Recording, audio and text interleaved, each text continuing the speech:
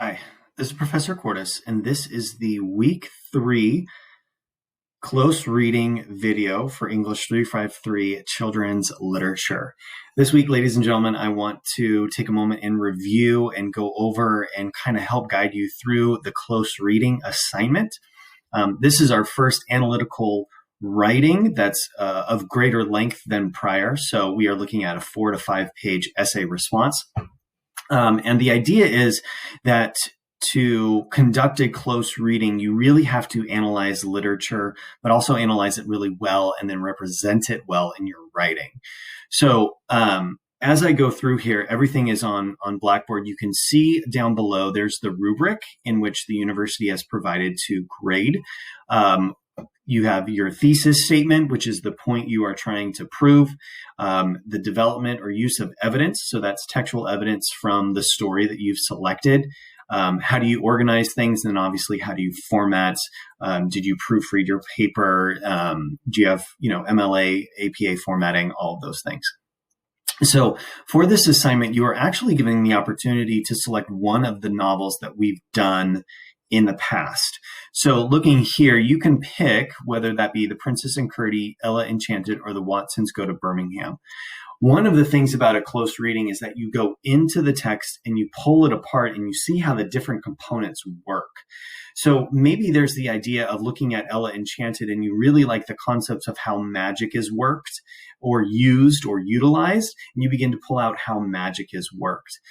Maybe it's the components of The Princess and Curdie. What are those themes or motifs that you see that you want to kind of just pull apart a little bit more to understand what's going on? With that being said, there is a great guide here. If you click on this guide, this is going to go through and help you almost kind of check off each step.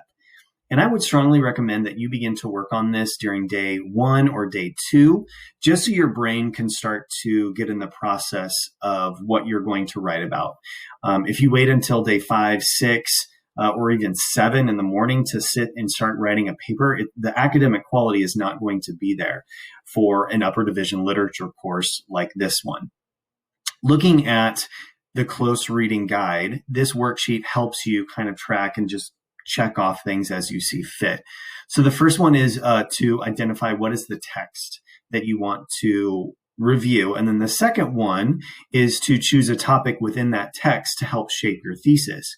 So the thesis is the point that you're trying to prove. I always have my students write out that sentence starter. The point I'm trying to prove is, magic is used in this way for Ella Enchanted, right? The characters show a great deal of confidence in the Princess and Curdie, right? The cultural implications of The Watsons Go to Birmingham are relevant for the time and historical accuracy of the text. Like, you want to find what is it that you want to prove. And some examples here, they go theme, right? What is the theme that you see? What about the characters? How are the characters being portrayed, and are they accurate for the book that they are representing? Is there a moment within the text, some sort of plot point that you want to pinpoint and begin to pull apart, right? What about the representation of children? How are children identified in that text or be able to resonate with what's going on in that text? Maybe symbolism. All of these are great ideas. If one of these does not stick out to you and you want to send me a message and we can talk and kind of bounce ideas off of each other, we're more than willing to do that, because analysis really is what intrigues you about that story. What is it that catches your curiosity?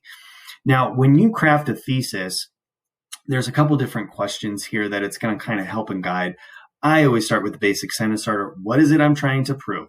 The point I'm trying to prove is, and then I'll kind of write it out, and I'll actually flesh out maybe 3, 4, 5 sentences to help me construct and refigure and put it into a good sentence structure by the end.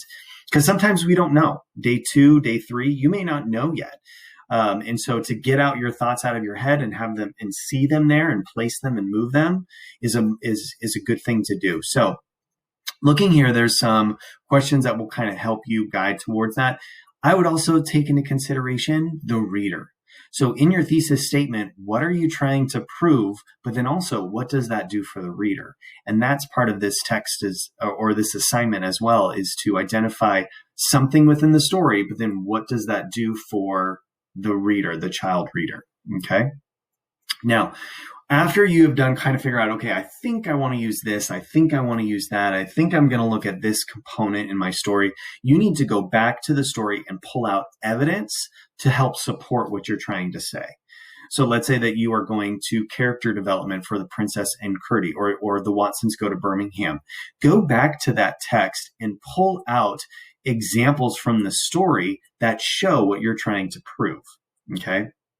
It's always great when we do our analytical writing to show what we mean. And by that, we offer an example. We offer a piece of textual evidence. It does not have to be a quote or a piece of dialogue. It can be a chunk of narrative. It can be something that describes what's going on. So in the first couple chapters of The Watsons Go to Birmingham, you see these characters kind of try to establish who they are in relation to the world. Maybe that's a component for your character development analysis. In Princess and the Curdy, all those plot points that are there that kind of just tilt your head and you're a little bit curious, pull those out from the story. Same with Ella Enchanted. What magic components, what family dynamics, what can you pull from the text to help support what you're trying to prove? Okay, so you got some examples here. This does a great job of using Charlotte's Web. Some of you guys are familiar with that story. What you're going to do, it tells you here about like setting up your paper, having a clear statement. I would always begin to outline your analysis. And the great thing is that they begin to offer you questions to consider. So if you're looking at character, what are the major characters? What are they going through? How are they represented? How do they respond to other people, right? What are their relationships like? So if you begin to pull those things apart, there's a lot of questions here that will kind of help generate your writing. I always, when it says getting ready to begin writing, I always have my thesis statement, and then I figure out, what am I going to talk about first, second, and third? I always kind of make like 3 solid points that this is what I want to talk about, this is what I want to talk about, and here's where I want to finish. That way, I can find evidence that will go in those places, and I can also begin to fill in the gaps. So if I have something for my bottom section, that I'm gonna purposefully go for that and kind of fill it out. Having an outline gives you a good skeleton and gives you a good framework of where you're working, and you can fill in the gaps as you go. Okay. So there's a lot of questions that help you. I love all of those questions because they guide you through. If you look at the assignment itself, you are looking at one particular theme or motif, one idea, right? Interpreting the meaning, what does that mean? And then supporting that interpretation with your analysis. The other part, again, to remember is, what does this do for the child reader? So you have your thesis statement, you have your introduction. What is it that you're trying to prove? You've kind of got those 3 major chunks. This is what I'm going to prove. And I've got 3 examples from my story that I want to analyze. But then also bring in, what does that do for the reader? How does the reader pick up on this component? How does the reader respond? What is the reader identifying with or comprehending in these moments? So as you go through, use this as a guide. Use the guide as a guide. That's pretty simple.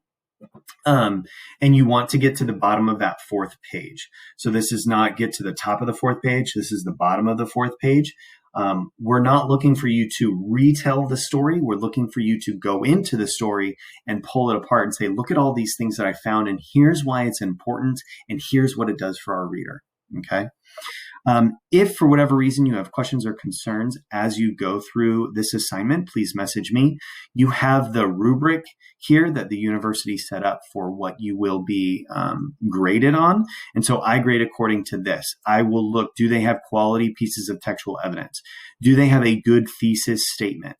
Did they organize their paper well, and did they explain themselves? Do they have sentences that when I read aloud are coherent and have good syntax? Take some time. I would actually recommend, ladies and gentlemen, that you get to maybe day 4, day 5, you have a solid draft, and you let it sit for 12, maybe even 24 hours where you don't look at it, and you give your brain a rest. and then come back to it and review, read it aloud so that you can hear mistakes. You can say, oh, this is a good sentence, but I want to put it back here. This is a good thought, but I think it'll be better over here. Allow yourself some time to review your work. So you're turning in your best draft, not your, oh, I've finished, this is done, here's my first draft, and send it off. Okay. Remember that you, in theory, have taken English 113, 123. We are well versed, and we do expect that level of academic writing when it comes to an upper division literature course like ours. So if you have questions or concerns, please message me. Please send me an email, and I'll get back to you. This should be fun. This should be exciting simply because you get to be the one who goes in and analyzes. You are the one who gets to become the scholar for that text of your choice. Okay. Have fun with this, guys. I'll talk to you soon.